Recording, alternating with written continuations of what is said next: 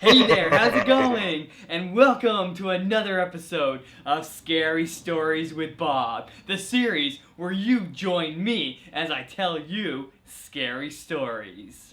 So please, make yourself comfortable and let's get ready to get our scare on. Our first story is called The Haunted House.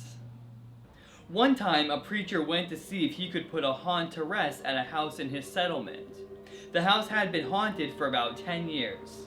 Several people had tried to stay there all night, but they always would get scared out by the haunt. So this preacher took his Bible and went to the house, went on in, built himself a good fire, and lit a lamp, and he sat there reading the Bible.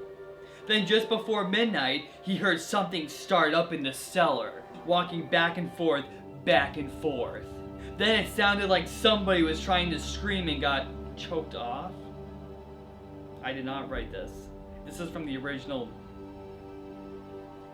Keep in mind, this is from the original. This is the original writing. Then it sounded like somebody was trying to scream and got choked off. Choked off? Just keep in mind, everyone, this is the original writing from the original piece of work.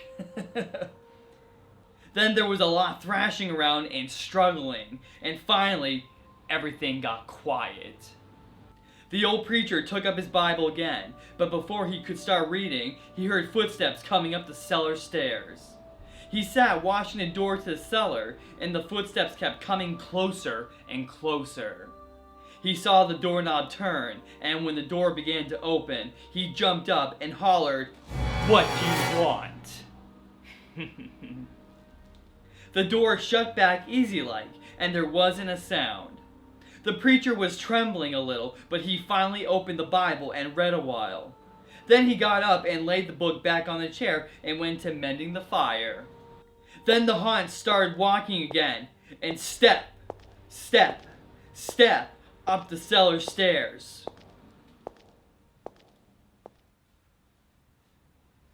I don't know. The old preacher sat watching the door, saw the doorknob turn, and the door open. It looked like a young woman. He backed up and said, "Who are you? What do you want?" The haunt sort of swayed like she didn't know what to do. Then she just faded out. The old preacher waited, and when he didn't hear any more noises, he went over and shut the door. He was sweating and trembling all over, but he was a brave man and he thought he'd be able to see it through. So he turned his chair to where he could watch and he sat down and waited. It wasn't long before he heard the haunt start up again, slowly. Step, step, step, step, closer and closer, step, step, and it was right at the door. The preacher stood up and held his Bible out before him. Then the knob slowly turned, and the door opened wide. This time the preacher spoke quietly. He said, "In the name of the Father, the Son, and the Holy Ghost, who are you, and what do you want?" The haunt came across the room, straight at him, and took hold of his coat. It was a young woman about 20 years old. Her hair was torn and tangled, and the flesh was dropping off her face so he could see the bones and part of her teeth. She had no eyeballs, but there was some sort of blue light way back in her eye sockets, and she had no nose to her face. Then she started talking. It sounded like her voice was coming and going with the wind blowing it. She told how her lover had killed her for her money and buried her in the cellar. She said if the preacher would dig up her bones and bury her properly, she could rest. Then she told him to take the end joint of the little finger from her left hand and lay it in the collection plate at the church meeting, and he'd find out who had murdered her. And she said, "If you come back here once more after that, you'll hear my voice at midnight, and I'll tell you where my money is hid, and you can give it to the church." The haunt sobbed like she was tired, and she sunk down toward the floor and was gone. The preacher found her bones and buried them in the graveyard. The next Sunday, the preacher put the finger bone in the collection plate, and when a certain man happened to touch it, it stuck to his hand. The man jumped up and rubbed and scraped and tore at the bone, trying to get it off. Then he went screaming like he was going crazy. Well, he confessed to the murder, and they took him to jail. After the man was hung, the preacher went back to the house one midnight, and the haunt's voice told him to dig under the hearthrug. He did, and he found a big sack of money. And where that ghostly haunt had held onto his coat, the print of those bony fingers was burned right into the cloth. It never did come out. The end.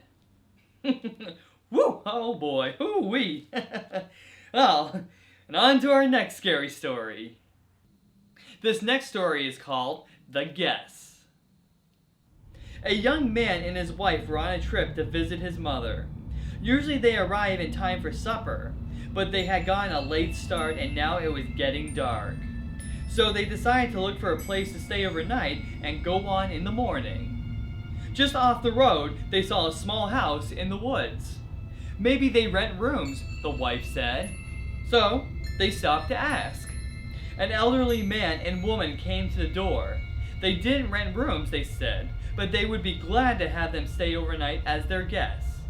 They had plenty of room, and they would enjoy the company.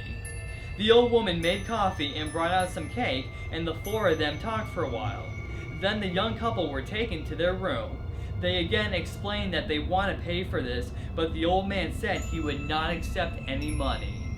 The young couple got up early the next morning before their host had awakened. On a table near the front door, they left an envelope with some money in it for the room. Then they went on to the next town. They stopped in a restaurant and had breakfast. When they told the owner where they had stayed, he was shocked. "That can't be," he said. "That house burned to the ground and the man and the woman who lived there died in the fire." The young couple could not believe it, so they went back to the house. Only now, there was no house. All they found was a burned out shell.